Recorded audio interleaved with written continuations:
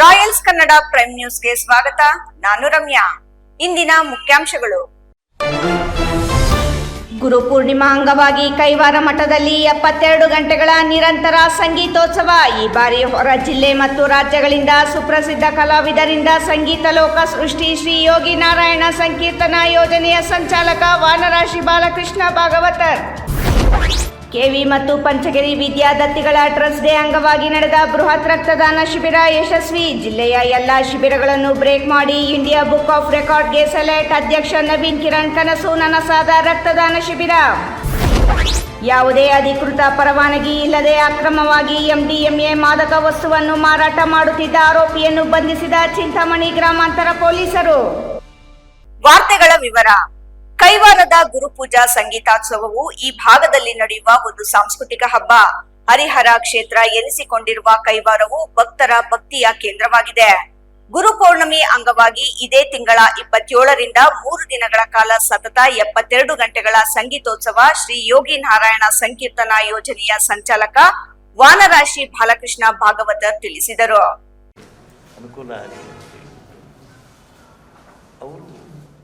ಶ್ರೀ ಕ್ಷೇತ್ರ ಕೈವಾರದ ಕಾಲಜ್ಞಾನಿ ಸದ್ಗುರು ಶ್ರೀ ಯೋಗಿ ನಾರಾಯಣ ಗುರುಪೂಜಾ ಸಂಗೀತ ಮಹೋತ್ಸವವನ್ನು ಜುಲೈ 27ರಿಂದ 29ರವರೆಗೆ ತಾತಯ್ಯನವರ ಸನ್ನಿಧಿಯಲ್ಲಿ ಶ್ರದ್ಧಾಭಕ್ತಿಯಿಂದ ಆಚರಿಸಲಾಗುವುದು ಎಂದು ಶ್ರೀ ಯೋಗಿ ನಾರಾಯಣ ಸಂಕೀರ್ತನಾ ಯೋಜನೆಯ ಸಂಚಾಲಕ ವಾನರಾಶಿ ಬಾಲಕೃಷ್ಣ ಭಾಗವತರ್ ತಿಳಿಸಿದರು.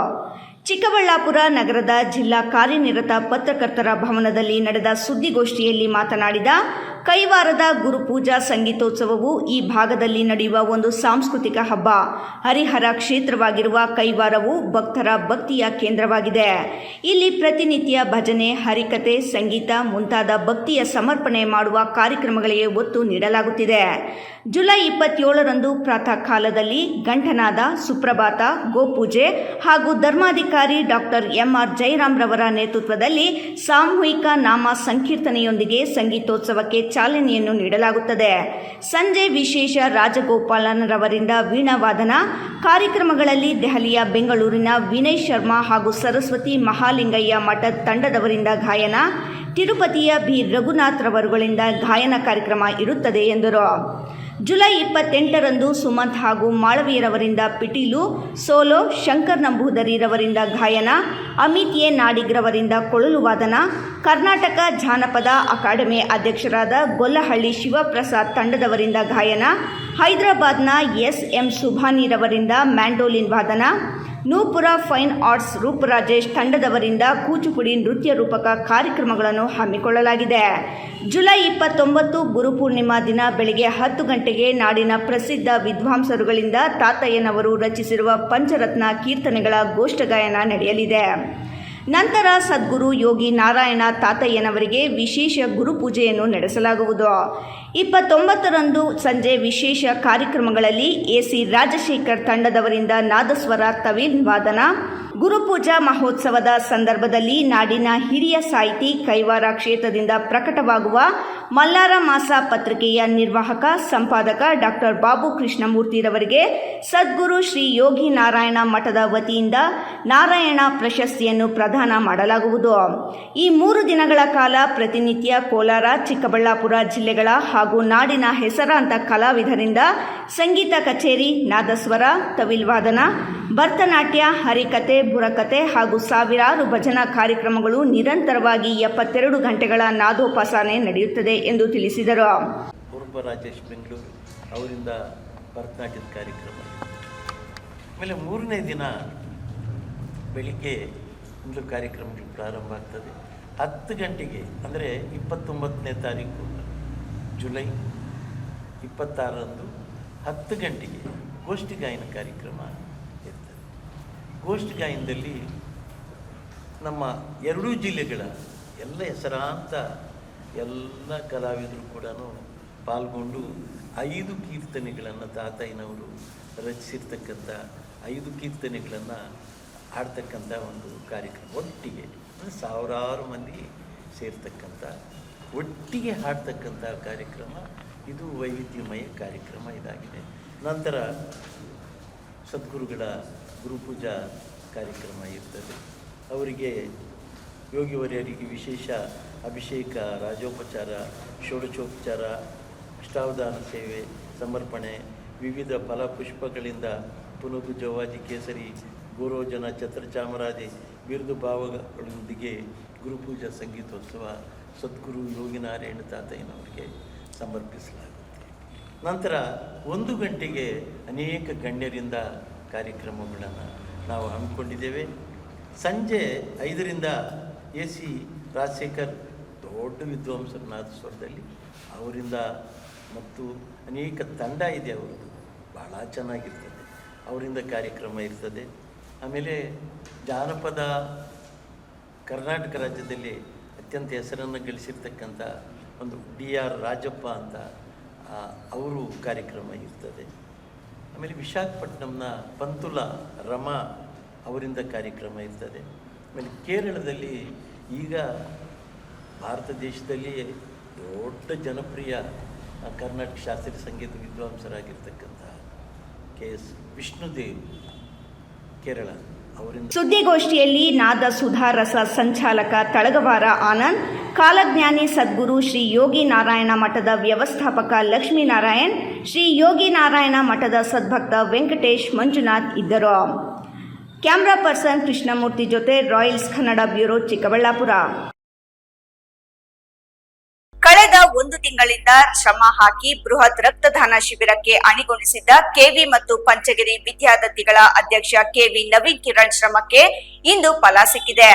1 ದಿನದ ರಕ್ತದಾನ ಶಿಬಿರದಲ್ಲಿ ಸುಮಾರು 4,000 ಯೂನಿಟ್ ರಕ್ತ ಸಂಗ್ರಹಿಸಿ ಇಡೀ ಜಿಲ್ಲೆ ಮಾತ್ರವಲ್ಲ ರಾಜ್ಯದಲ್ಲಿಯೇ ಅತಿ ಹೆಚ್ಚು ರಕ್ತ ಸಂಗ್ರಹಿಸಿದ ಶಿಬಿರ ಎಂಬ ಹೆಗ್ಗಳಿಕೆಗೆ ಪಾತ್ರವಾಗಿದ್ದು ಇಂಡಿಯಾ ಬುಕ್ ಆಫ್ ರೆಕಾರ್ಡ್ ಭಾಜನರಾಗಿದ್ದಾರೆ. CVV 111ನೇ ಜಯಂತಿ ಹಾಗೂ 30ನೇ ದತ್ತಿ ದಿನಾಚರಣೆ ಅಂಗವಾಗಿ ಪ್ರತಿ ವರ್ಷದಂತೆ ಇಂದು ರಕ್ತದಾನ ಶಿಬಿರ ಚಿಕ್ಕಬಳ್ಳಾಪುರ ಹೊರವಲಯ ಕೆವಿ ಕ್ಯಾಂಪಸ್ ಒಳಾಂಗಣ ಕ್ರೀಡಾಂಗಣದಲ್ಲಿ ಬೃಹತ್ ರಕ್ತದಾನ ಶಿಬಿರ ಏರ್ಪಡಿಸಲಾಗಿತ್ತು.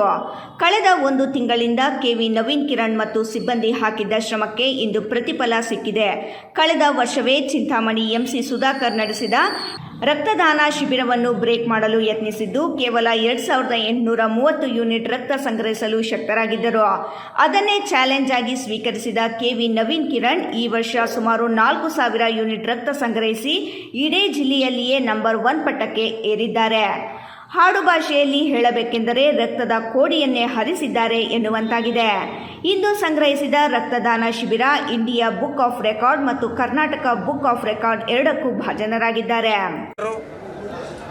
ರಾಜಕೀಯ ಚತುರರು, 3 ಬಾರಿ ಶಾಸಕರಾಗಿ ಅವರದೇ ಆದ ರೀತಿಯಲ್ಲಿ ಕೊಡುಗೆಯನ್ನು ಕೊಟ್ಟಂತಹ ದಿವಂಗತ CV ವೆಂಕಟರಾಯಪ್ಪರವರ ಹುಟ್ಟುಹಬ್ಬವನ್ನು ಜುಲೈ ತಿಂಗಳಾದ್ಯಂತ ಅನೇಕ ಕಾರ್ಯಕ್ರಮಗಳನ್ನು ನಂಬ್ಕೋತೀವಿ. ಅದರಲ್ಲಿ ಅತಿ ಮುಖ್ಯವಾದದ್ದು, ಮಹತ್ವವನ್ನು ಪಡ್ಕೊಂಡಿರ್ತಕ್ಕಂಥದ್ದು ರಕ್ತದಾನ ಶಿಬಿರ. ಕಳೆದ 1.5 ತಿಂಗಳಿನಿಂದ ನಮ್ಮ 2 ಶಿಕ್ಷಣ ಸಂಸ್ಥೆಗಳಲ್ಲಿ ಕಾರ್ಯನಿರ್ವಹಿಸ್ತಾ ಇರ್ತಕ್ಕಂಥ ಸಿಬ್ಬಂದಿ ವರ್ಗದವರು ಪಟ್ಟಿರ್ತಕ್ಕಂಥ ಶ್ರಮಕ್ಕೆ ನಿಜವಾಗ್ಲೂ ಸಹ ಮನ್ನಣೆಯನ್ನು ಸಿಕ್ಕಿದೆ ಅಂತ ಹೇಳ್ತೀನಿ. ಇವತ್ತು ಇಡೀ ಚಿಕ್ಕಬಳ್ಳಾಪುರದಲ್ಲಿ ಒಂದು ರಕ್ತದ ಮಹೋತ್ಸವ ನಡೀತಾ ಇದೆ ಅಂತ ಹೇಳಿದ್ರೆ ತಪ್ಪಾಗಲಾರ್ದು. ಈಗ 12 ಗಂಟೆ ಸಮಯಕ್ಕೆನೇ 1,500ಕ್ಕೂ ಹೆಚ್ಚು ಯೂನಿಟ್ಗಳ ಶೇಖರಣೆ ಆಗಿದೆ. ಈ ಬಾರಿ ದಾಖಲೆ ಮಟ್ಟದಲ್ಲಿ ಆಗ್ತದೆ ಅಂತಕ್ಕಂಥ ದೃಢವಾದ ವಿಶ್ವಾಸ ನನಗಂತೂ ಇದೆ. ನಮ್ಮ ಒಂದು ಕರೆಗೆ ಸ್ಪಂದಿಸಿದಂತಹ ಪ್ರತಿಯೊಬ್ಬ ರಕ್ತದಾನಿ ಇವತ್ತು ನಾವು ಎಷ್ಟು ಯೂನಿಟ್ ಮಾಡ್ತೀವಿ, ಏನು ದಾಖಲೆ ಮಾಡ್ತೀವಿ ಅನ್ನೋದಕ್ಕಿಂತಲೂ ಈ ಭಾಗದಲ್ಲಿ ರಕ್ತದಾನದ ಬಗ್ಗೆ ಜಾಗೃತಿ ಮೂಡಿಸಿದೀವಲ್ಲ, ಇದರ ಬಗ್ಗೆ ನಿಜವಾಗ್ಲೂ ಸಹ ನಮಗೆ ತೃಪ್ತಿ ಇದೆ. ಕ್ಯಾಮ್ರಾ ಪರ್ಸನ್ ಜೊತೆ ಕೃಷ್ಣಮೂರ್ತಿ, ರಾಯಲ್ಸ್ ಕನ್ನಡ, ಚಿಕ್ಕಬಳ್ಳಾಪುರ. ಯಾವುದೇ ಅಧಿಕೃತ ಪರವಾನಗಿ ಇಲ್ಲದೆ ಅಕ್ರಮವಾಗಿ MDMA ಮಾದಕ ವಸ್ತುವನ್ನು ಮಾರಾಟ ಮಾಡುತ್ತಿದ್ದ ಆರೋಪಿಯನ್ನು ಚಿಂತಾಮಣಿ ಗ್ರಾಮಾಂತರ ಪೊಲೀಸ್ ಠಾಣಾ ಪೊಲೀಸರು ಯಶಸ್ವಿಯಾಗಿ ಬಂಧಿಸಿದ್ದಾರೆ. ಖಚಿತ ಮಾಹಿತಿ ಮೇರೆಗೆ ಪೊಲೀಸರು ದಾಳಿ ನಡೆಸಿ ಚಿಂತಾಮಣಿ ನಗರದ ವೆಂಕಟಗಿರಿ ಕೋಟೆ ಬಳಿ ಸಲ್ಮಾನ್ ಮಸೀದಿ ಹಿಂಭಾಗದ ನಿವಾಸಿ ಮಟನ್ ವ್ಯಾಪಾರಿ 25 ವರ್ಷ ಶಹಬಾಜ್ ಪಾಷಾ ಎಂಬಾತನನ್ನು ವಶಕ್ಕೆ ಪಡೆದಿದ್ದಾರೆ. ಜುಲೈ 23ರಂದು ಬೆಳಗ್ಗೆ 11:30ರ ಸಮಯದಲ್ಲಿ ಬಂದ ಖಚಿತ ಮಾಹಿತಿ ಮೇರೆಗೆ ಚಿಂತಾಮಣಿ ಗ್ರಾಮಾಂತರ ಪೊಲೀಸ್ ಠಾಣೆ ಸರಹದ್ದಿನ ಚಿಂತಾಮಣಿ ತಾಲೂಕು ವ್ಯಾಪ್ತಿಯ ಸರ್ವೆ ನಂಬರ್ 50ರ ಜಮೀನಿನಲ್ಲಿದ್ದ ಹಳೆಯ ಶೆಡ್ ಬಳಿಯ ಒಣಗಿದ ಮರದ ಕೆಳಗೆ ಆರೋಪಿಯು ನಿಂತಿದ್ದನು. ಪೊಲೀಸರ ಜೀಪನ್ನು ಕಂಡು ಬೈಕ್ನಲ್ಲಿ ಪರಾರಿಯಾಗಲು ಯತ್ನಿಸಿದ ಆತನನ್ನು ಪೊಲೀಸರು ತಡೆದು ವಶಕ್ಕೆ ಪಡೆದಿದ್ದಾರೆ.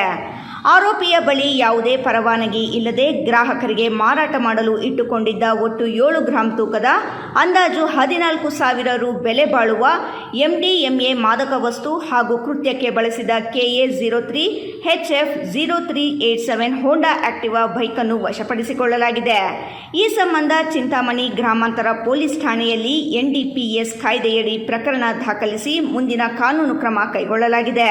ಈ ಕಾರ್ಯಾಚರಣೆಯಲ್ಲಿ ಯಶಸ್ವಿಯಾಗಿ ಭಾಗವಹಿಸಿ ಉತ್ತಮ ಕರ್ತವ್ಯ ನಿರ್ವಹಿಸಿದ ಚಿಂತಾಮಣಿ ಗ್ರಾಮಾಂತರ ಪೊಲೀಸ್ ಠಾಣೆಯ police inspector Shivaraju S, sub inspector Nagamma, ಸಿಬ್ಬಂದಿಗಳಾದ ಶಿವಪ್ಪ, KB ಶ್ರೀನಾಥ್, ಚಂದ್ರಪ್ಪ, ಅರುಣ್ ಕೃಷ್ಣಮೂರ್ತಿ ಹಾಗೂ ಶರಣಬಸವ ಅವರ ಕಾರ್ಯವೈಖರಿಯನ್ನು ಚಿಕ್ಕಬಳ್ಳಾಪುರ ಜಿಲ್ಲಾ ಪೊಲೀಸ್ ವರಿಷ್ಠಾಧಿಕಾರಿ ಕುಶಾಲ್ ಚೌಕ್ಸೆ ಪ್ರಶಂಸಿಸಿದ್ದಾರೆ.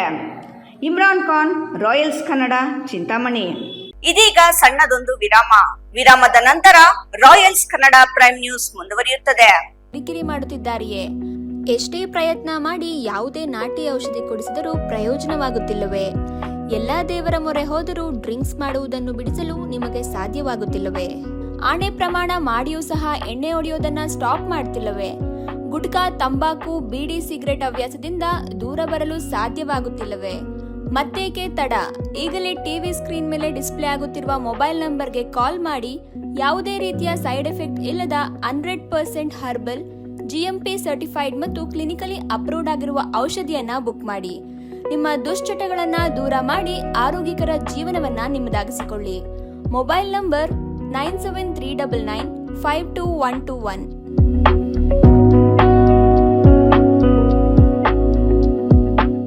ವಿರಾಮದ ನಂತರ ರಾಯಲ್ಸ್ ಕನ್ನಡ ಪ್ರೈಮ್ ನ್ಯೂಸ್ಗೆ ಸ್ವಾಗತ. ಸರ್ಕಾರಿ ಆಸ್ಪತ್ರೆಯಲ್ಲಿ ಸಾರ್ವಜನಿಕರ ಅನುವಿಗೆ ಆಂಬ್ಯುಲೆನ್ಸ್ ವ್ಯವಸ್ಥೆ ಇಲ್ಲದೆ ಇಲ್ಲಿನ ಸ್ಥಳೀಯರು ಪರದಾಡುತ್ತಿರುವುದು ಭಾರೀ ಆಕ್ರೋಶಕ್ಕೆ ಕಾರಣವಾಗುತ್ತಿದ್ದು, ಕೂಡಲೇ ಅಧಿಕಾರಿಗಳು ಇತ್ತ ಗಮನ ಹರಿಸಲು ಸ್ಥಳೀಯರ ಆಕ್ರೋಶವಾಗಿದೆ.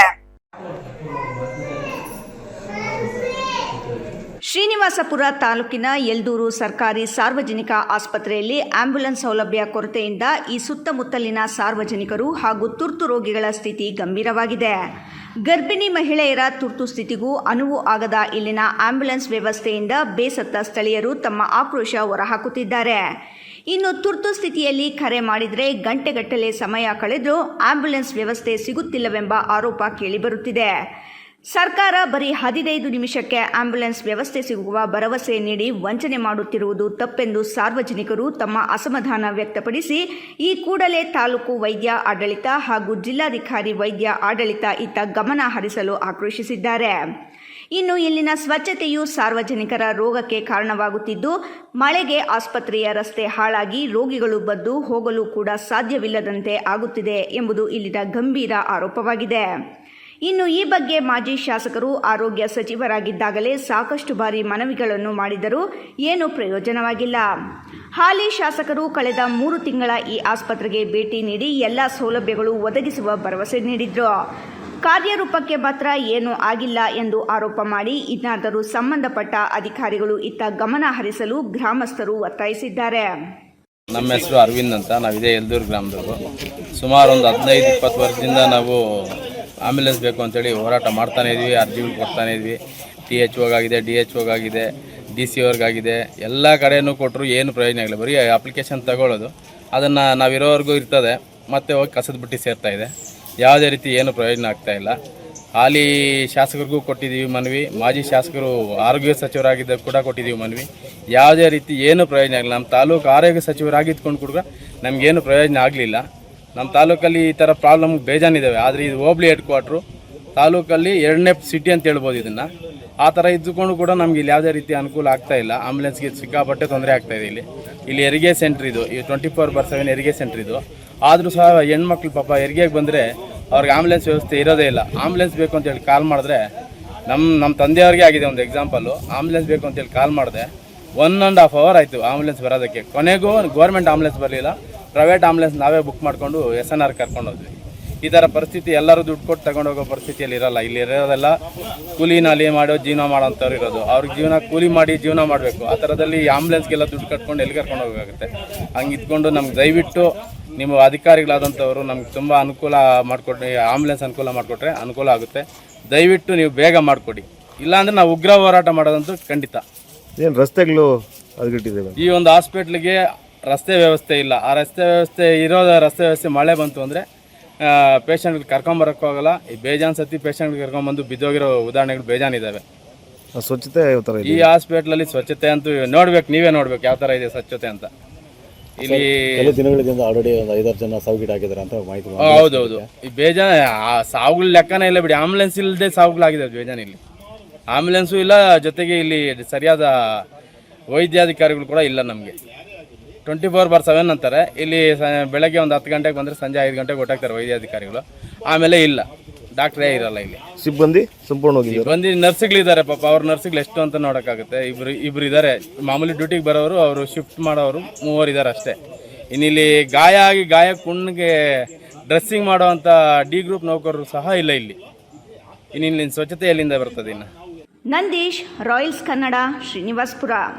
ದೆಹಲಿಯ ಜಂತರ್ ಮಂತರ್ನಲ್ಲಿ ನೀಟ್ ಪ್ರಶ್ನೆ ಪತ್ರಿಕೆ ಸೋರಿಕೆ ವಿರೋಧಿಸಿ ಪ್ರತಿಭಟನೆ ನಡೆಸುತ್ತಿದ್ದ ವಿದ್ಯಾರ್ಥಿಗಳ ಮೇಲೆ ಲಾಠಿ ಚಾರ್ಜ್ ಹಾಗೂ ಟಿಯರ್ ಗ್ಯಾಸ್ ಪ್ರಯೋಗಿಸಿರುವುದನ್ನು ಖಂಡಿಸಿ ಡಿವೈಎಫ್ಐ ಮತ್ತು ಎಸ್ಎಫ್ಐ ಸಂಘಟನೆ ಹಾಗೂ ವಿದ್ಯಾರ್ಥಿಯ ನೇತೃತ್ವದಲ್ಲಿ ಗುಡಿಬಂಡೆ ಪಟ್ಟಣದ ತಾಲೂಕು ಕಚೇರಿ ಮುಂಭಾಗ ಇಂದು ಬೃಹತ್ ರಸ್ತೆ ತಡೆ ಪ್ರತಿಭಟನೆ ನಡೆಯಿತು.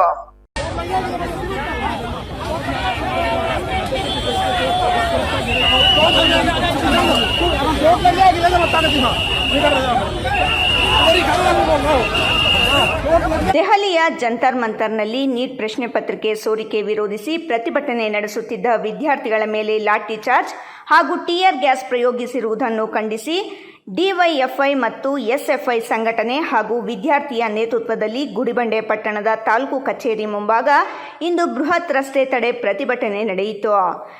ಘಟನೆಯ ನೈತಿಕ ಹೊಣೆ ಹೊತ್ತು ಕೇಂದ್ರ ಗೃಹ ಸಚಿವ ಅಮಿತ್ ಶಾ ಹಾಗೂ ಕೇಂದ್ರ ಶಿಕ್ಷಣ ಸಚಿವ ಧರ್ಮೇಂದ್ರ ಪ್ರಧಾನ್ ಅವರು ತಕ್ಷಣವೇ ತಮ್ಮ ಹುದ್ದೆಗೆ ರಾಜೀನಾಮೆ ನೀಡಬೇಕೆಂದು ಆಗ್ರಹಿಸಿ ಕೇಂದ್ರ ಸರ್ಕಾರ ಹಾಗೂ ದೆಹಲಿ ಪೊಲೀಸರ ವಿರುದ್ಧ ತೀವ್ರವಾಗಿ ಧಿಕ್ಕಾರ ಕೂಗಿ ಆಕ್ರೋಶ ವ್ಯಕ್ತಪಡಿಸಿದರು. ಈ ಸಂದರ್ಭದಲ್ಲಿ ಮಾತನಾಡಿದ ಮುಖಂಡರು, ಜಂತರ್ ಮಂತರ್ನಲ್ಲಿ ನ್ಯಾಯಯುತವಾಗಿ ಹಕ್ಕು ಕೇಳುತ್ತಿದ್ದ ವಿದ್ಯಾರ್ಥಿಗಳ ಮೇಲೆ ದೆಹಲಿ ಪೊಲೀಸರು ಗೂಂಡಾಗಿರಿ ನಡೆಸಿ ಅಮಾಯಕರ ಮೇಲೆ ಲಾಠಿ ಚಾರ್ಜ್ ಹಾಗೂ ಟಿಯರ್ ಗ್ಯಾಸ್ ಬಳಸಿ ಹಲ್ಲೆ ನಡೆಸಿದ್ದಾರೆ ಎಂದು ಕಟುವಾಗಿ ವಾಗ್ದಾಳಿ ನಡೆಸಿದರು.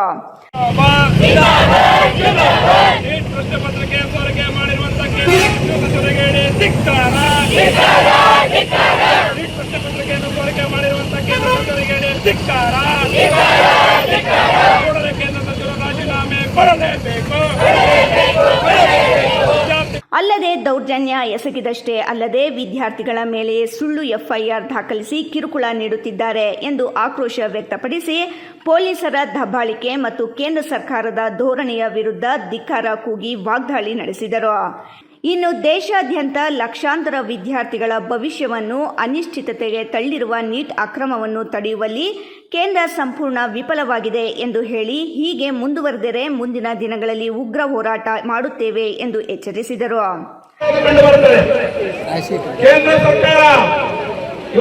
ಸರ್ಕಾರ ಏನಿದೆ, ವಿದ್ಯಾರ್ಥಿಗಳ ನೀಟ್ ಪ್ರಶ್ನೆ ಪತ್ರಿಕೆಯನ್ನು ಮೇ 3ನೇ ತಾರೀಕು ಅದನ್ನು ಸೋರಿಕೆ ಮಾಡಿ ಅದನ್ನು ಲಕ್ಷಾಂತರ ರೂಪಾಯಿಗಳಿಗೆ ಮಾರಾಟ ಮಾಡಿಕೊಂಡಿದ್ದಾರೆ ಬಿಜೆಪಿ ಸರ್ಕಾರ. ಅದರ ವಿರುದ್ಧ ಎಸ್ಎಫ್ಐ, ಡಿವೈಎಫ್ಐ ಮತ್ತು ಕಾಂಗ್ರೆಸ್ ಪಾರ್ಟಿಗಳ ನೇತೃತ್ವದಲ್ಲಿ ಡೆಲ್ಲಿಯ ಜಂತರ್ ಮಂತರ್ನಲ್ಲಿ ಸುಮಾರು 22 ದಿನಗಳಿಂದ ಕೂಡ ಹೋರಾಟ ನಡೀತಾ ಇತ್ತು ಶಾಂತಿಯುತವಾಗಿ.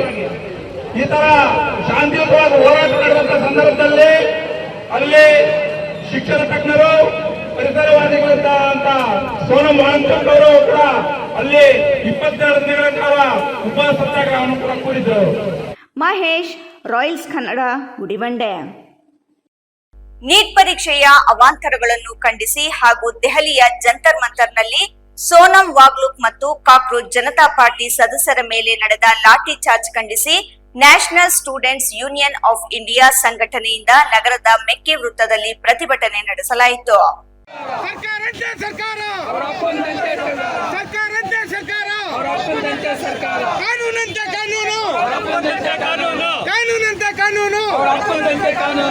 ಪ್ರತಿಭಟನೆಯನ್ನು ಉದ್ದೇಶಿಸಿ ಮಾತನಾಡಿದ ಎನ್ಎಸ್ಯುಐ ಜಿಲ್ಲಾ ಘಟಕದ ಅಧ್ಯಕ್ಷ ನಿಹಾಲ್ ತರೀನ್, ನಮ್ಮ ಶಿಕ್ಷಣ ವ್ಯವಸ್ಥೆ ಸಂಪೂರ್ಣವಾಗಿ ಹಳ್ಳ ಹಿಡಿದಿದೆ. ದೇಶ ನಾಶವಾಗಲು ಯುದ್ಧ, ಬರಗಾಲ ಅಥವಾ ಪ್ರವಾಹಗಳೇ ಬರಬೇಕಾಗಿಲ್ಲ. ಶಿಕ್ಷಣ ವ್ಯವಸ್ಥೆಯನ್ನು ಅವ್ಯವಸ್ಥೆಗೊಳಿಸಿ ಭ್ರಷ್ಟಾಚಾರಗೊಳಿಸಿದರೆ ದೇಶ ತಾನಾಗಿಯೇ ನಾಶವಾಗುತ್ತದೆ. ಕೇಂದ್ರ ಸರ್ಕಾರ ದೇಶದ ಶಿಕ್ಷಣ ವ್ಯವಸ್ಥೆಯನ್ನು ನಾಶ ಮಾಡಲು ಹೊರಟಿದೆ ಎಂದು ತೀವ್ರ ಆಕ್ರೋಶ ವ್ಯಕ್ತಪಡಿಸಿದರು.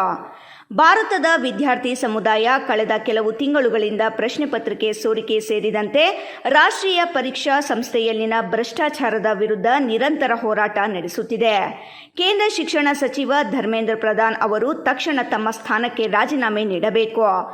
ಇಲ್ಲಿಯವರೆಗೆ ವಿದ್ಯಾರ್ಥಿಗಳ ಯಾವುದೇ ಬೇಡಿಕೆಗಳಿಗೆ ಪ್ರತಿಕ್ರಿಯಿಸದ ಸರ್ಕಾರ ಸಂಪೂರ್ಣ ಹೊಣೆಗೇಡಿಯಾಗಿದೆ ಎಂದು ದೂರಿದರು.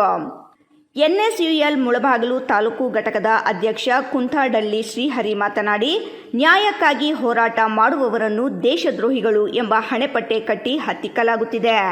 ಆದರೆ ದೇಶದ 21ಕ್ಕೂ ಹೆಚ್ಚು ಅಮಾಯಕ ಮಕ್ಕಳ ಭವಿಷ್ಯವನ್ನು ಬಲಿ ಪಡೆದವರನ್ನು ಏನೆಂದು ಕರೆಯಬೇಕು? ಭವಿಷ್ಯವನ್ನು ಕಟ್ಟಿಕೊಳ್ಳಬೇಕಾಗಿದ್ದ ಮಕ್ಕಳ ಸಾವಿನ ಬಗ್ಗೆ ಕೇಂದ್ರ ಸರ್ಕಾರ ಇಂದಿಗೂ ಮೌನ ವಹಿಸಿರುವುದು ಅದರ ನಿರಂಕುಶ ಧೋರಣೆಯನ್ನು ತೋರಿಸುತ್ತದೆ ಎಂದು ಆಕ್ರೋಶ ವ್ಯಕ್ತಪಡಿಸಿದರು. ಈ ದಿನ ಏನ್ ನಡೆದಿದ್ದೆ ಇವತ್ತು ಜಂತರ್ ಮಂತರಲ್ಲಿ ಪ್ರೊಟೆಸ್ಟ್ ಸುಮಾರು 28 ದಿನ ಆಯ್ತು. ನಮ್ಮ ಸೋನಕ್ ವಾನ್ಸಿಂಗ್ ಅವರು ಅಲ್ಲಿ ಹಂಗರ್ ಸ್ಟ್ರೈಕ್ ಅಲ್ಲಿ ಕುತ್ಕೊಂಡು ಕೇಂದ್ರ ಸರ್ಕಾರ ಏನ್ ಆಕ್ಷನ್ ತಗೊಳ್ತಿಲ್ಲ. 22 ಮಕ್ಕಳು ಸುಸೈಡ್ ಮಾಡ್ಕೊಂಡಿದ್ದಾರೆ. ಅದ್ ಬಿಟ್ಟು ಇನ್ನ ಎಷ್ಟು ಜನ ಮಾಡ್ಕೊಂಡಿದ್ದಾರೆ ನಮ್ಗೆ ಮಾಹಿತಿ ಇಲ್ಲ. ಬರೀ ನ್ಯೂಸ್ ಅಲ್ಲಿ ಬಂದಿರೋದಷ್ಟು. ಅದ್ ಬಿಟ್ಟು ಇನ್ನ ನಮ್ಗೆ ಏನು ಗೊತ್ತಿಲ್ಲ. ಕೇಂದ್ರ ಸರ್ಕಾರ ಸ್ಟೂಡೆಂಟ್ ಪರವಾಗಿ ಇಷ್ಟೇನು ಮಾಡಿಲ್ಲ. ಅನ್ಎಂಪ್ಲಾಯ್ಮೆಂಟ್ ಈ ಕೇಂದ್ರ ಸರ್ಕಾರ ಬಂದ್ಬಿಟ್ಟು ಅನ್ಎಜುಕೇಟೆಡ್ ಕೈಯಲ್ಲಿ ಕೊಟ್ಬಿಟ್ರೆ ಏನ್ ನಡ್ಸಕ್ಕಾಗಲ್ಲ. ಅವ್ರಿಗೆ ಏನ್ ನಡ್ಸಕ್ಕಾಗಲ್ಲ. ಅನ್ಎಂಪ್ಲಾಯ್ಡ್ ಎಲ್ಲರೂ ಚಡ್ಡಿ ಹಾಕೊಂಡು RSS ಅಂತ ಅವರೆಲ್ಲರೂ ಅಂಥವ್ರನ್ನ ಎಲ್ಲ ಇಲ್ಲಿಂದ ಭದ್ರಂಜ RSS ಅವರೆಲ್ಲ ಕರೆಸ್ಬಿಟ್ಟು ಲಾಟ್ರಿ ಚಾರ್ಜ್ ಮಾಡಕ್ಕೆ ಸಂವಿಧಾನ ವಿರೋಧಿಗಳು ಅವರೆಲ್ಲ ನಡ್ಸಕ್ಕಾಗದೆ ಇವ್ರಿಗೆಲ್ಲ ಕಳಿಸ್ಬಿಟ್ಟು ಅಲ್ಲಿ ಮಾಡಿದ್ರೆ ಎಂತರ ಮಂತರಲ್ಲಿ ಪಾಪ ಬ್ರೂಟಲಿ ಹಿಟ್ಟೆಡ್ ಹೆಂಗ್ ಮಾಡಿದಾರೆ ಗೊತ್ತಾ. ಅವರು ಪ್ರೈವೇಟ್ ಪಾರ್ಟ್ಸ್ ಅಲ್ಲಿ ಅಲ್ಲಿ ಇಲ್ಲಿ ಎಲ್ಲ ಹೊಡ್ಬಿಟ್ಟು ನಮ್ಮ ರಾಹುಲ್ ಗಾಂಧಿ ಮೊನ್ನೆ ಡಿಟೈನ್ ಮಾಡ್ಕೊಂಡು ಹೋಗಿದ್ದಾರೆ. ಅಪೋಸಿಷನ್ ಸ್ಟ್ರಾಂಗ್ ಲೀಡರ್ ಅವರು, ಅವ್ರನ್ನೇ ಬಿಟ್ಟಿಲ್ಲ ಅಂದ್ರೆ ಈಗ ನಾವೆಲ್ಲ ಯಾರು ಅವ್ರಿಗೆ? ಅವ್ರು ಸಂಘಟನಾಕಾರರಾದ ರಿಯಾಸ್, ಗೋರ್, ಸೂರಿ, ಸುಹಲ್ಮಾನ್, ಶ್ರೀರಾಮ್, ಸಾಯಿ ಕುಮಾರ್, ವಿನಯ್, ಹೇಮಂತ್ ಹಾಗೂ ವಿದ್ಯಾರ್ಥಿಗಳು ಇದ್ದರು. ಅಂಚೆ ವಿಜಯ್, ರಾಯಲ್ಸ್ ಕನ್ನಡ, ಕೋಲಾರ. ಇದೀಗ ಸಣ್ಣದೊಂದು ವಿರಾಮ. ವಿರಾಮದ ನಂತರ ರಾಯಲ್ಸ್ ಕನ್ನಡ ಪ್ರೈಮ್ ನ್ಯೂಸ್ ಮುಂದುವರಿಯುತ್ತದೆ. ನಮಸ್ಕಾರ ಕರ್ನಾಟಕ. ಮದ್ಯಪಾನ ಮಾಡಿ ಪ್ರತಿದಿನ ನಿಮ್ಮ ಮನೆಯಲ್ಲಿ ಜಗಳ, ಕಿರಿಕಿರಿ ಮಾಡುತ್ತಿದ್ದಾರೆಯೇ? ಎಷ್ಟೇ ಪ್ರಯತ್ನ ಮಾಡಿ ಯಾವುದೇ ನಾಟಿ ಔಷಧಿ ಕುಡಿಸಿದರೂ ಪ್ರಯೋಜನವಾಗುತ್ತಿಲ್ಲವೇ? ಎಲ್ಲಾ ದೇವರ ಮೊರೆ ಹೋದರೂ ಡ್ರಿಂಕ್ಸ್ ಮಾಡುವುದನ್ನು ಬಿಡಿಸಲು ನಿಮಗೆ ಸಾಧ್ಯವಾಗುತ್ತಿಲ್ಲವೇ? ಆಣೆ ಪ್ರಮಾಣ ಮಾಡಿಯೂ ಸಹ ಎಣ್ಣೆ ಹೊಡೆಯೋದನ್ನ ಸ್ಟಾಪ್ ಮಾಡ್ತಿಲ್ಲವೇ? ಗುಟ್ಕಾ, ತಂಬಾಕು, ಬೀಡಿ, ಸಿಗರೆಟ್ ಹವ್ಯಾಸದಿಂದ ದೂರ ಬರಲು ಸಾಧ್ಯವಾಗುತ್ತಿಲ್ಲವೇ? ಮತ್ತೇಕೆ ತಡ? ಈಗಲೇ ಟಿವಿ ಸ್ಕ್ರೀನ್ ಮೇಲೆ ಡಿಸ್ಪ್ಲೇ ಆಗುತ್ತಿರುವ ಮೊಬೈಲ್ ನಂಬರ್ಗೆ ಕಾಲ್ ಮಾಡಿ ಯಾವುದೇ ರೀತಿಯ ಸೈಡ್ ಎಫೆಕ್ಟ್ ಇಲ್ಲದ 100% ಹರ್ಬಲ್, GMP ಸರ್ಟಿಫೈಡ್ ಮತ್ತು ಕ್ಲಿನಿಕಲಿ ಅಪ್ರೂವ್ಡ್ ಆಗಿರುವ ಔಷಧಿಯನ್ನ ಬುಕ್ ಮಾಡಿ. ನಿಮ್ಮ ದುಶ್ಚಟಗಳನ್ನ ದೂರ ಮಾಡಿ ಆರೋಗ್ಯಕರ ಜೀವನವನ್ನ ನಿಮ್ಮದಾಗಿಸಿಕೊಳ್ಳಿ. Mobile number 9739952121.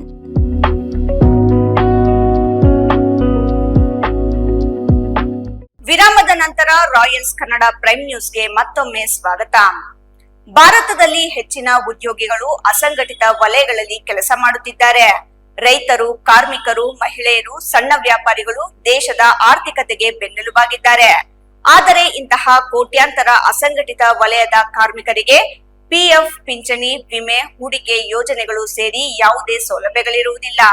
ಇದನ್ನು ಗಮನದಲ್ಲಿಟ್ಟುಕೊಂಡೇ ಕೇಂದ್ರ ಸರ್ಕಾರ NPS ಸಂಚಯ್ ಎಂಬ ಯೂತನ ಜಾರಿಗೆ ತಂದಿದೆ ಎಂದು PFRDA ವಿಭಾಗೀಯ ವ್ಯವಸ್ಥಾಪಕ ಶುಭಂ ಖಂಡೇವಾಲ್ ತಿಳಿಸಿದರು. PFRDA, SLBC ಹಾಗೂ ಲೀಡ್ ಬ್ಯಾಂಕ್ ಕಚೇರಿಯಿಂದ NPS ಸಂಚಯ್ ಕಾರ್ಯಕ್ರಮದ ಅರಿವು ಕಾರ್ಯಕ್ರಮವನ್ನು ಕೃಷಿ ಮತ್ತು ಕೃಷಿ ಅವಲಂಬಿತ ಉದ್ಯಮಿಗಳಿಗೆ ಚಿಕ್ಕಬಳ್ಳಾಪುರ ನಗರದ ಖಾಸಗಿ ಹೋಟೆಲ್ನಲ್ಲಿ ಹಮ್ಮಿಕೊಳ್ಳಲಾಗಿತ್ತು. ಕಾರ್ಯಕ್ರಮ ಉದ್ಘಾಟಿಸಿ ಮಾತನಾಡಿದ PFRDA ವಿಭಾಗೀಯ ವ್ಯವಸ್ಥಾಪಕ ಶುಭಂ ಖಂಡೇವಾಲ್, ಕೇಂದ್ರ ಸರ್ಕಾರ ಅಸಂಘಟಿತ ವಲಯದಲ್ಲಿ ಕೆಲಸ ಮಾಡುವ 18 ವರ್ಷದಿಂದ 80 ವರ್ಷದೊಳಗಿನ ಎಲ್ಲರಿಗೂ ವೃದ್ಧಾಪ್ಯ ಕಾಲದಲ್ಲಿ ಗೌರವಯುತ ಜೀವನ ನಡೆಸಲು ಇಂದಿನಿಂದ ತಮ್ಮ ಕೈಲಿ ಎಷ್ಟಾದರೆ ಅಷ್ಟು ಹಣವನ್ನು NPS ಸಂಚಯ್ ಯೋಜನೆ ಖಾತೆಯಲ್ಲಿ ಹೂಡಿಕೆ ಮಾಡುತ್ತಾ ಹೋದರೆ ಪಿಂಚಣಿ ರೂಪದಲ್ಲಿ ಹಣ ಪಡೆಯಲು ಸಹಾಯವಾಗುತ್ತದೆ ಎಂದು ತಿಳಿಸಿದರು. ಎಸ್ಎಲ್ಬಿಸಿ ಸಹಾಯಕ ವ್ಯವಸ್ಥಾಪಕ ರಾಘವೇಂದ್ರ ಮಾತನಾಡಿ, ಕಾರ್ಮಿಕರು, ರೈತರು, ಫುಡ್ ಪ್ರೊಡಕ್ಷನ್ ಸೈಬರ್ ಸೆಂಟರ್ ಮಾಲೀಕರು, ಸಣ್ಣ ಪುಟ್ಟ ವ್ಯಾಪಾರಿಗಳು, ಮಹಿಳೆಯರು ಎಲ್ಲರಿಗೂ ಅಟಲ್ ಪೆನ್ಷನ್ ಯೋಜನೆಯಲ್ಲಿ ಕೇವಲ 40 ವರ್ಷದವರಿಗೆ ಮಾತ್ರ ಅವಕಾಶ ನೀಡಲಾಗಿತ್ತು ಮತ್ತು ಕನಿಷ್ಠ ಮಟ್ಟದ ಹಣ ಕಟ್ಟುವಂತೆ ನಿಗದಿ ಮಾಡಲಾಗಿತ್ತು. ಆದರೆ ಎಸ್ಪಿಎಸ್ ಸಂಚಯ್ ಯೋಜನೆಯಲ್ಲಿ ವಯಸ್ಸಿನ ಇತಿಮಿತಿ ಇಲ್ಲ. 18 ವರ್ಷದ ಮೇಲೆ 85 ವರ್ಷದವರೆಗೂ ಹೂಡಿಕೆ ಮಾಡಲು ಅವಕಾಶ ನೀಡಿದ್ದು, ಯೋಜನೆಗೆ ಪ್ರವೇಶ ಪಡೆಯುವಾಗ ಕನಿಷ್ಠ 250 ರುಗಳು ಪಾವತಿಸಿದರೆ ಅನಂತರ ನೀವು 10 ರೂಪಾಯಿಯಿಂದ ಹಿಡಿದು ಎಷ್ಟು ಹಣವಾದರೂ ಅದು ಯಾವಾಗ ಬೇಕಾದರೂ ಹೂಡಿಕೆ ಮಾಡಲು ಕೇಂದ್ರ ಸರ್ಕಾರ ಅವಕಾಶ ನೀಡಿ ವಯಸ್ಸಾದ ಮೇಲೆ ಜನ ನೆಮ್ಮದಿಯ ಜೀವನ ನಡೆಸಲು ಯೋಜನೆ ರೂಪಿಸಿದೆ ಎಂದರು. ಕಾರ್ಯಕ್ರಮದಲ್ಲಿ PFRDA ಸಹಾಯಕ ವ್ಯವಸ್ಥಾಪಕ ಆನಂದ್ ನಾಯಕ್, ಲೀಡ್ ಬ್ಯಾಂಕ್ ವ್ಯವಸ್ಥಾಪಕ ಅರುಣ್ ಕುಮಾರ್, ತೋಟಗಾರಿಕಾ ಇಲಾಖೆ ಜಂಟಿ ನಿರ್ದೇಶಕ ದೇವರಾಜ್, CBRST ನಿರ್ದೇಶಕ ನಾರಾಯಣಸ್ವಾಮಿ, ಕೆನರಾಂಕ್ ಪ್ರಧಾನ ಕಚೇರಿ ವ್ಯವಸ್ಥಾಪಕಿ ಶ್ರಾವಣಿ ಇತರರು ಹಾಜರಿದ್ದರು. ಸಮಾಜದ ಅಭಿವೃದ್ಧಿಯಲ್ಲಿ ಪ್ರಮುಖ ಪಾತ್ರ ವಹಿಸುವ ಮಹಿಳೆಯರು ಶೈಕ್ಷಣಿಕವಾಗಿ, ಸಾಮಾಜಿಕವಾಗಿ, ಆರ್ಥಿಕವಾಗಿ ಮತ್ತು ರಾಜಕೀಯವಾಗಿ ಅಭಿವೃದ್ಧಿ ಹೊಂದುವ ಜೊತೆಗೆ ಸ್ವಾವಲಂಬಿಯಾಗಿ ಜೀವನ ನಡೆಸಲು ಎಲ್ಲಾ ರೀತಿಯ ಸಹಕಾರ ಮತ್ತೆ ನೆರವು ನೀಡುವುದಾಗಿ ಶಾಸಕ ಮೇಲೂರು ರವಿಕುಮಾರ್ ಭರವಸೆ ನೀಡಿದರು. ಶಿಡ್ಲಘಟ್ಟ ನಗರದ ತಾಲೂಕು ಪಂಚಾಯಿತಿ ಸಭಾಂಗಣದಲ್ಲಿ ಕೈಗಾರಿಕಾ ಇಲಾಖೆ ಮತ್ತು ದೇವರಾಜ್ ಅರಸ್ ಅಭಿವೃದ್ಧಿ ನಿಗಮದ ವತಿಯಿಂದ ಹೊಲಿಗೆ ಯಂತ್ರ ಹಾಗೂ ಇನ್ನಿತರೆ ಸೌಲಭ್ಯಗಳನ್ನು ವಿತರಿಸಿ ಅವರು ಮಾತನಾಡಿದರು. ಕ್ಷೇತ್ರದಲ್ಲಿ ಕಳೆದ 23 ವರ್ಷಗಳಿಂದ ಜನರ ಆರ್ಥಿಕ ಮತ್ತು ಶೈಕ್ಷಣಿಕ ಸ್ಥಿತಿಗತಿಗಳನ್ನು ಅರಿತು ತಮ್ಮ ಅಧಿಕಾರದ ಅವಧಿಯಲ್ಲಿ ಈ ವರ್ಗಕ್ಕೆ ಹೆಚ್ಚಿನ ಸೌಲಭ್ಯ ಕಲ್ಪಿಸುವುದೇ ನನ್ನ ಮುಖ್ಯ ಗುರಿ. ಈ ನಿಟ್ಟಿನಲ್ಲಿ ಪ್ರಾಮಾಣಿಕ ಪ್ರಯತ್ನ ಮಾಡುತ್ತೇನೆ ಎಂದರು. ಇದೇ ವೇಳೆಯಲ್ಲಿ ಕೈಗಾರಿಕೆ ಇಲಾಖೆಯಿಂದ ಜಿಲ್ಲಾ ಉದ್ಯಮ ಕೇಂದ್ರ ಯೋಜನೆ ಅಡಿ 95 ಫಲಾನುಭವಿಗಳಿಗೆ ವಿದ್ಯುತ್ ಚಾಲಿತ ಹೊಲಿಗೆ ಯಂತ್ರವನ್ನು ಮತ್ತು ವೃತ್ತಿಪರ ಕುಶಲಕರ್ಮಿಗಳಿಗೆ ಉಚಿತ ಸುಧಾರಿತ ಉಪಕರಣಗಳ ಸರಬರಾಜು ಯೋಜನೆ ಅಡಿ 64 ಫಲಾನುಭವಿಗಳಿಗೆ ಮತ್ತು ದೇವರಾಜ ಅರಸ್ ಅಭಿವೃದ್ಧಿ ನಿಗಮದ ವತಿಯಿಂದ ಸ್ವಾವಲಂಬಿ ಯೋಜನೆ ಅಡಿ 14 ಜನರಿಗೆ ಹೊಲಿಗೆ ಯಂತ್ರಗಳನ್ನು ವಿತರಿಸಲಾಯಿತು. ಕೈಗಾರಿಕಾ ಇಲಾಖೆಯ ಉಪನಿರ್ದೇಶಕ ಮುಕುಂದ, ವಿಸ್ತರಣಾಧಿಕಾರಿ ಗೀತಾ, ದೇವರಾಜ್ ಅರಸ್ ಅಭಿವೃದ್ಧಿ ನಿಗಮದ ಜಿಲ್ಲಾಧಿಕಾರಿ ರಾಜಗೋಪಾಲ್, ಚಿಮುಲ್ ನಿರ್ದೇಶಕ ಹುಜಗೂರು ರಾಮಯ್ಯ, ಬಂಕ್ ಮುನಿಯಪ್ಪ, ರಾಜ್ಯ ಸರ್ಕಾರಿ ನೌಕರರ ಸಂಘದ ಕಾರ್ಯದರ್ಶಿ KN ಸುಬ್ಬಾರೆಡ್ಡಿ, ಜಿಲ್ಲಾ ಜಾಗೃತಿ ಸಮಿತಿ ಸದಸ್ಯ ಮೇಲೂರು ಮಂಜುನಾಥ್, ತಾಲೂಕು ಪಂಚಾಯಿತಿ ಮಾಜಿ ಅಧ್ಯಕ್ಷ ರಾಜಶೇಖರ್, JDS ಮುಖಂಡ ತಾದೂರು ರಘು, ಹನುಮಂತಪುರ ವಿಜಯಕುಮಾರ್, ಮೇಲೂರು ಉಮೇಶ್, ಕುಂದಲಗುರ್ಕಿ ಚಂದ್ರು ಮತ್ತಿತರರು ಉಪಸ್ಥಿತರಿದ್ದರು. ಈ ಸಂದರ್ಭದಲ್ಲಿ ಈ ಕ್ಷೇತ್ರದ ಎಲ್ಲರಿಗೂ ನಾನು ಮನವಿ ಮಾಡ್ತಕ್ಕಂಥದ್ದು, ಈ ವರ್ಷ 2026-27ನೇ ಸಾಲಿನಲ್ಲಿ ಇವತ್ತು ತಾವು ಎಲ್ಲರೂ ಅರ್ಹತೆ ಇರ್ತಕ್ಕಂಥವ್ರು ನೀವು ಆನ್ಲೈನಲ್ಲಿ ಅರ್ಜಿ ಆಗ್ತಕ್ಕಂಥ ಸಂದರ್ಭದಲ್ಲಿ ಇನ್ನೂ ಹೆಚ್ಚಿನ ರೀತಿ ಈ ಕ್ಷೇತ್ರದಲ್ಲಿ ನಾವು ಮಹಿಳೆಯರಿಗೆ ಮತ್ತು ಕಾರ್ಮಿಕರಿಗೆ ಈ ರೀತಿ ಕೊಡ್ತಕ್ಕಂಥದ್ದು ಮುಂದಿನ ದಿನಗಳಲ್ಲಿ ಹೆಚ್ಚಿನ ಕೊಡ್ತಕ್ಕಂಥ ಒಂದು ಅವಕಾಶ ಇದೆ. ನಿಮಗೇನಾದರೂ ಅದ್ರ ಬಗ್ಗೆ ನಿಖರವಾದ ಮಾಹಿತಿ ಬೇಕಂತ ಸಂದರ್ಭದಲ್ಲಿ ಈಗ ನಮ್ಮ ಕ್ಷೇತ್ರದ ವಿಸ್ತರಣೆ ಅಧಿಕಾರಿಗಳು ಗೀತಾ ಮೇಡಮ್ನವ್ರು ಇರ್ತಾರೆ, ಅವ್ರನ್ನ ನೀವು ಸಂಪರ್ಕ ಮಾಡಿ ಆನ್ಲೈನ್ ಮುಖಾಂತರ ತಾವೆಲ್ಲರೂ ಕ್ಷೇತ್ರದಲ್ಲಿ ಇರ್ತಕ್ಕಂಥ ಎಲ್ಲ ನನ್ನ ಅಕ್ಕ ತಾಯಿಯಂದು ಅರ್ಜಿಯನ್ನು ಹಾಕ್ಬೇಕು ಸಂದರ್ಭದಲ್ಲಿ ಹೇಳ್ತಾರೆ. ಏನಿವತ್ತು ನಮ್ಮ ಶಿಡ್ಲಘಟ್ಟ ವಿಧಾನಸಭಾ ಕ್ಷೇತ್ರದಲ್ಲಿ ನಾವು ಸುಮಾರು 23 ವರ್ಷಗಳಿಂದ ಈ ಕ್ಷೇತ್ರದಲ್ಲಿ ಇರ್ತಕ್ಕಂಥ ಪ್ರತಿಯೊಂದು ಕುಟುಂಬದ ಸಮಸ್ಯೆಗಳು ಅವ್ರು ಯಾವ ರೀತಿ ಇವತ್ತು ಜೀವನ ಮಾಡ್ತಾ ಇದ್ದಾರೆ ಅನ್ನೋದು ನಮ್ಮ ಗಮನದಲ್ಲಿದೆ. ನಾವು ಇದೆಲ್ಲ ಗಮನಿಸಿದಾಗ ನಮ್ಮ ಕ್ಷೇತ್ರದಲ್ಲಿ ಇವತ್ತು ಬಹಳಷ್ಟು ಕುಟುಂಬಗಳು ಆರ್ಥಿಕವಾಗಿ ಮತ್ತು ಶೈಕ್ಷಣಿಕವಾಗಿ ಹಿಂದುಳಿದಿರ್ತಕ್ಕಂಥ ಕುಟುಂಬಗಳನ್ನ ನಾವು ಗಮನಿಸಿ ಈ ಕ್ಷೇತ್ರಕ್ಕೆ ಏನಾದರೂ ನಮ್ಮ ಒಂದು ಅಧಿಕಾರ ಅವಧಿಯಲ್ಲಿ ಈ ಕ್ಷೇತ್ರಕ್ಕೆ ಒಳ್ಳೇದು ಮಾಡಬೇಕು ಅನ್ನೋ ಒಂದು ಪ್ರಾಮಾಣಿಕತೆ ಆಡಳಿತ ನಾವು ಮಾಡ್ತಾ ಇದ್ದೇವೆ. ತಮ್ಮೆಲ್ಲರ ಸಹಕಾರ ಮುಂದಿನ ದಿನಗಳಲ್ಲಿ ಬೇಕಾಗ್ತದೆ. ಈ ಸಂದರ್ಭ ತಮ್ಮೆಲ್ಲರೂ ನಾನು ಮನವಿಯನ್ನು ಮಾಡ್ತಾ F ಫಾಷಾ, ರಾಯಲ್ಸ್ ಕನ್ನಡ, ಶಿಡ್ಲಘಟ್ಟ. ಇತ್ತೀಚೆಗೆ ಬಾಗೇಪಲ್ಲಿ ವಿಧಾನಸಭಾ ಕ್ಷೇತ್ರದ ರಾಜಕೀಯ ಬೆಳವಣಿಗೆಗಳು ಹಾಗೂ ಸ್ಥಳೀಯ ಶಾಸಕರ ವಿರುದ್ಧ ವಿವಿಧ ಹೇಳಿಕೆಗಳನ್ನು ನೀಡುವಾಗ ತಮ್ಮ ಹೆಸರನ್ನು ಅನಗತ್ಯವಾಗಿ ಎಳೆದು ತರುತ್ತಿರುವುದಕ್ಕೆ ಮಾಜಿ DCC ಬ್ಯಾಂಕ್ ಅಧ್ಯಕ್ಷ ಹಾಗೂ ಹೊಸಹುಡ್ಯ ಗ್ರಾಮದ ನಿವಾಸಿ ವೆಂಕಟ ಶಿವಾರೆಡ್ಡಿ ತೀವ್ರ ಆಕ್ಷೇಪ ವ್ಯಕ್ತಪಡಿಸಿದ್ದಾರೆ. ಬಾಗೇಪಲ್ಲಿ MLA ಈ ಅಪ್ಪ ದಲಿತರಿಗೆ ಮಾಡಿರೋಂತ ಅನ್ಯಾಯಗಳು, ಬಡವರಿಗೆ ಮಾಡಿರೋಂತ ಅನ್ಯಾಯಗಳು, ಭೂಮಿ ಹಗರಣಗಳಿಗೆ ಸಂಬಂಧಪಟ್ಟಂಗೆ ಒಂದು ಪ್ರೆಸ್ ಮೀಟ್ ಮಾಡಿ ನೋಡಿ. ಜಿಲ್ಲಾಜಿರ್ಲು ಇವರು ಗ್ರಾಮ ಇರಮ್ಮ ಹಂಗ್ ಗೊತ್ತಿರಮ್ಮ, ಎಲ್ಲಾ ವಿಚಾರ ಗೊತ್ತು, ಎಲ್ಲ ತಿಳ್ಕೊಂಡಿದೀನಿ. Okay right. ಅವರೆಲ್ಲ ರೈತರು ಬಂದವ್ರು ಪಾಪ. ಇತ್ತೀಚೆಗೆ ಬಾಗೇಪಲ್ಲಿ ವಿಧಾನಸಭಾ ಕ್ಷೇತ್ರದ ರಾಜಕೀಯ ಬೆಳವಣಿಗೆಗಳು ಹಾಗೂ ಸ್ಥಳೀಯ ಶಾಸಕರ ವಿರುದ್ಧ ವಿವಿಧ ಹೇಳಿಕೆಗಳನ್ನು ನೀಡುವಾಗ ತಮ್ಮ ಹೆಸರನ್ನು ಅನಗತ್ಯವಾಗಿ ಎಳೆದು ತರುತ್ತಿರುವುದಕ್ಕೆ ಮಾಜಿ ಡಿಸಿಸಿ ಬ್ಯಾಂಕ್ ಅಧ್ಯಕ್ಷ ಹಾಗೂ ಹೊಸಹುಡ್ಯ ಗ್ರಾಮದ ನಿವಾಸಿ ವೆಂಕಟ ಶಿವಾರೆಡ್ಡಿ ತೀವ್ರ ಆಕ್ಷೇಪ ವ್ಯಕ್ತಪಡಿಸಿದ್ದಾರೆ. ತಾವು ಯಾರಿಗೂ ಹೆದರಿ ಜೀವನ ಮಾಡುವವರಲ್ಲ ಹಾಗೂ ಟೀಕೆ ಮಾಡುವವರು ಸೂಕ್ತ ಮತ್ತು ಸರಿಯಾದ ಮಾಹಿತಿ ಇಟ್ಟುಕೊಂಡು ಮಾತನಾಡಬೇಕು ಎಂದು ಅವರು ಆಗ್ರಹಿಸಿದ್ದಾರೆ. ಪಟ್ಟಣದ ಪತ್ರಿಕಾ ಭವನದಲ್ಲಿ ಆಯೋಜಿಸಲಾಗಿದ್ದ ಪತ್ರಿಕಾಗೋಷ್ಠಿಯಲ್ಲಿ ಸುದೀರ್ಘವಾಗಿ ಮಾತನಾಡಿದ ಅವರು, ಈ ಭಾಗದ ಗಾಳಿ ಗಂಧವೇ ಗೊತ್ತಿಲ್ಲದ ಸಂದೇಶ ಎಂಬ ವ್ಯಕ್ತಿ ನಿನ್ನೆ ತಮ್ಮ ಹಾಗೂ ಶಾಸಕರ ವಿರುದ್ಧ ಅತ್ಯಂತ ಹಗುರವಾಗಿ ಮಾತನಾಡಿದ್ದಾನೆ. ಆತ ಯಾವ ಊರಿನವನು ಯಾರು ಎಂಬುದೇ ತಿಳಿಯದಿದ್ದರೂ ಇಂಥವರು ಬಂದು ತಮ್ಮ ಬಗ್ಗೆ ಮಾತನಾಡುತ್ತಿದ್ದಾರೆ ಎಂದು ವ್ಯಂಗ್ಯವಾಡಿದರು. ಶಾಸಕರು ಹೆದರಿಸಿ ಬೆದರಿಸಿ ತಮ್ಮ ಜಮೀನುಗಳನ್ನು ಬರೆಸಿಕೊಂಡಿದ್ದಾರೆ ಎಂದು ಸಂದೇಶ್ ನೀಡಿದ್ದ ಪತ್ರಿಕಾ ಹೇಳಿಕೆ ಸಂಪೂರ್ಣ ಸತ್ಯಕ್ಕೆ ದೂರವಾಗಿದ್ದು, ತಮ್ಮ ವೈಯಕ್ತಿಕ ಅಗತ್ಯಕ್ಕೆ ಹಾಗೂ ಕಾರಣಗಳಿಗಾಗಿ ಜಮೀನನ್ನು ಮಾರಾಟಕ್ಕೆ ಇಟ್ಟಿದ್ದಾಗ ಹಲವರು ವ್ಯಾಪಾರಕ್ಕೆ ಬಂದಿದ್ದರು. ಅವರಲ್ಲಿ ತಮಗೆ ಅತ್ಯುತ್ತಮ ಬೆಲೆ ನೀಡಿದವರಿಗೆ ಜಮೀನನ್ನು ಮಾರಾಟ ಮಾಡಲಾಗಿದೆ. ಅದರಲ್ಲಿ ಶಾಸಕರಾಗಲಿ ಅವರ ಸಂಬಂಧಿಕರಾಗಲಿ ಅಥವಾ ಇತರ ಯಾವುದೇ ವ್ಯಕ್ತಿಗಳಿರಲಿ ಹೆಚ್ಚಿನ ಬೆಲೆ ಬಂದಾಗ ಮಾರಾಟ ಮಾಡುವುದು ತಮ್ಮ ವೈಯಕ್ತಿಕ ಹಕ್ಕು. ಇದರಲ್ಲಿ ಶಾಸಕರು ಬೆದರಿಸಿ ಜಮೀನು ಬರೆಸಿಕೊಂಡಿದ್ದಾರೆ ಎನ್ನುವುದು ಶುದ್ಧ ಸುಳ್ಳು. ತಾವು ಕೈಲಾಗದವರಲ್ಲ ಎಂಬುದನ್ನು ಆರೋಪಿಸುವ ಸಂದೇಶ್ ಮೊದಲು ತಿಳಿದುಕೊಳ್ಳಬೇಕು ಎಂದರು. ಅಸೆಂಬ್ಲಿ ಹಾಗೂ ಲೋಕಾಯುಕ್ತ ಆರೋಪಕ್ಕೆ ಸವಾಲು. ಅಸೆಂಬ್ಲಿಯಲ್ಲಿ ಶಾಸಕರು ತಮ್ಮ ಜಮೀನುಗಳನ್ನು ಅಕ್ರಮವಾಗಿ ಕಬಳಿಕೆ ಮಾಡಿದ್ದಾರೆ ಎಂದು ಲೋಕಾಯುಕ್ತರಲ್ಲಿ ದೂರು ನೀಡಿ ನಂತರ ಜಮೀನನ್ನು ಬರೆಸಿಕೊಂಡರು ಎಂದು ಸಂದೇಶ್ ಆರೋಪ ಮಾಡಿದ್ದಾನೆ. ಆದರೆ ಶಾಸಕರು ಎಲ್ಲೂ ವೆಂಕಟ ಶಿವಾರೆಡ್ಡಿ ಅಕ್ರಮ ಎಸಗಿದ್ದಾನೆ, ಆತನ ಆಸ್ತಿ ಮುಟ್ಟುಗೋಲು ಹಾಕಿಕೊಳ್ಳಿ ಎಂದು ಅಸೆಂಬ್ಲಿಯಲ್ಲಾಗಲಿ ಅಥವಾ ಲೋಕಾಯುಕ್ತದಲ್ಲಾಗಲಿ ಹೇಳಿಲ್ಲ ಎಂದು ಸ್ಪಷ್ಟಪಡಿಸಿದರು. ತಾವು ರಿಯಲ್ ಎಸ್ಟೇಟ್ ಉದ್ಯಮಿಯಾಗಿದ್ದು ಕಷ್ಟದಲ್ಲಿದ್ದು ಜಮೀನು ಮಾರಾಟ ಮಾಡಲು ಬರುವವರಿಂದ ನಿಯಮಾನುಸಾರ ಖರೀದಿಸಿ ನಂತರ ಅದನ್ನು ಯಾರಿಗೆ ಬೇಕಾದರೂ ಮಾರಾಟ ಮಾಡುವ ಸಂಪೂರ್ಣ ಹಕ್ಕಿದೆ. ತಮ್ಮ ಈ ವ್ಯವಹಾರವನ್ನು ಪ್ರಶ್ನಿಸಲು ತಮ್ಮ ಒಡ ಹುಟ್ಟಿದವರಿಗೆ ಹಾಗೂ ಮಕ್ಕಳಿಗೆ ಮಾತ್ರ ಹಕ್ಕಿದೆಯೇ ಹೊರತು ಸಂದೇಶ್ ರೀತಿಯ ಯಾವುದೇ ಮೂರನೇ ವ್ಯಕ್ತಿಗೆ ಅಧಿಕಾರವಿಲ್ಲ. ಯಾರಾದರೂ ತಮ್ಮ ರಾಜಕೀಯ ಲಾಭಕ್ಕಾಗಿ ಟೀಕೆ ಟಿಪ್ಪಣಿಗಳನ್ನು ಮಾಡಿಕೊಳ್ಳಲಿ, ಆದರೆ ಆಧಾರವಿಲ್ಲದೆ ತಮ್ಮ ಹೆಸರನ್ನು ಬಳಸಿ ರಾಜಕೀಯ ಬೇಳೆ ಬೇಯಿಸಿಕೊಳ್ಳುವುದು ಸರಿಯಲ್ಲ. ಸಂದೇಶ್ಗೆ ಪ್ರಚಾರ ಬೇಕಿದ್ದರೆ ಸೂಕ್ತ ದಾಖಲೆಗಳನ್ನು ಇಟ್ಟುಕೊಂಡು ಮಾತನಾಡಲಿ ಅಥವಾ ಈ ಬಗ್ಗೆ ಸೂಕ್ತವಾದ ತನಿಖೆ ನಡೆಸಿ ಮಾತನಾಡಲಿ ಎಂದು ಖಡಕ್ ಎಚ್ಚರಿಕೆ ನೀಡಿದರು. ಅವರು ನಿಜ ತಿಳ್ಕೊಂಡು ಮಾತಾಡಬೇಕು ಸರ್. ನಿನ್ನೆ ಒಬ್ಬರು ಬಾಯಿಗಳಿಗೆ ಬಂದಿದ್ರು ಸಂದೇಶದವರು ನಿಮ್ಮ ಬಗ್ಗೆ ಮತ್ತೆ MLA ಬಗ್ಗೆ, ಅಂದ್ರೆ ನೀವು ಫ್ರಾಡ್ ಮಾಡಿಬಿಟ್ಟು ಜಮೀನುಗಳೆಲ್ಲ ಅದನ್ನ ನೀವು ಮತ್ತೆ MLA ಅವರು ಮಾಡಿದ್ದಾರೆ ಅಂತ ಹೇಳ್ಬಿಟ್ಟು ನೀವು ಡೈರೆಕ್ಟ್ ಆಗಿ ಸ್ಪೀಕ್ ಮಾಡಿದ್ದಾರೆ. ಅವ್ರಿಗೆ ಹೇಗೆ ಹೇಳ್ತಾರೆ ನಿಮ್ಮ ಕಡೆಯಿಂದ? ಅವ್ರು ಯಾರೋ ಸಂದೇಶರು ನಮ್ಗೆ ಗೊತ್ತಿಲ್ಲ, ಅವರ ಒತ್ತಡಕ್ಕೆ ಮನೆದು ಬ್ಲಾಕ್ ಮೇಲ್ ಇಲ್ಲ ಆ ಥರ ಅದು ರಾಂಗು. ಯಾರೋ ದುರಾಗು ನಾನು ಕೊಂಡ್ಕೊಡಿ ಜಮೀನು, ಬೇಕಾದ್ರೆ ಸಂದೇಶ ಅವರು ಎನ್ಕ್ವೈರಿ ಮಾಡ್ಕೊಳ್ಳಿ, ನಾನು ತಗೊಂಡಿರೋ ಜಮೀನು ನಾನು ಮಾರಿದ್ದೀರಿ. ಯಾರೋ MLA ಕಡೆ ಮತ್ತೆ ಮೊದಲು ಗೊತ್ತಾಗಲಿಲ್ಲ, ಯಾರೋ ಮಧ್ಯವರ್ತಿಗಳು ಮಾತಾಡಿದ್ರು, ಮತ್ತೆ ಇಷ್ಟ ಆದಮೇಲೆ MLA ಕಡೆದು ಗೊತ್ತಾಗ್ಬಿಟ್ಟೆ ಇದ್ದೇನೆ. ಸಂದೇಶವ್ರಿಗೂ ಸ್ವಲ್ಪ ತಿಳ್ಕೊಂಡ್ರೆ ಒಳ್ಳೆಯದು.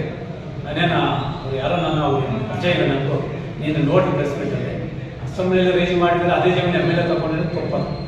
MLA ತಗೊಂಡಿಲ್ಲ, ಆ ರೈತರು ನನಗೂ ಸಂಬಂಧ ಬಟ್ ಕೋರ್ಟ್ಗೆ ಹಾಕಿಕೊಂಡು ಅವರು ಆ ಜಮೀನಿಗೂ ನನಗೂ ಸಂಬಂಧ. MLA ನನ್ನ ಹೆಸರೇನು ಎತ್ತಿಲ್ವಲ್ಲ, ಎಲ್ಲರೂ ಅಸೆಂಬ್ಲಿ ಎತ್ತಿದ್ದಾರೆ. ಸುಬ್ಬು, ರಾಯಲ್ಸ್ ಕನ್ನಡ, ಭಾಗ್ಯನಗರ. ಇದೀಗ ಸಣ್ಣದೊಂದು ವಿರಾಮದ ನಂತರ ರಾಯಲ್ಸ್ ಕನ್ನಡ ಪ್ರೈಮ್ ನ್ಯೂಸ್ ಮುಂದುವರಿಯುತ್ತದೆ.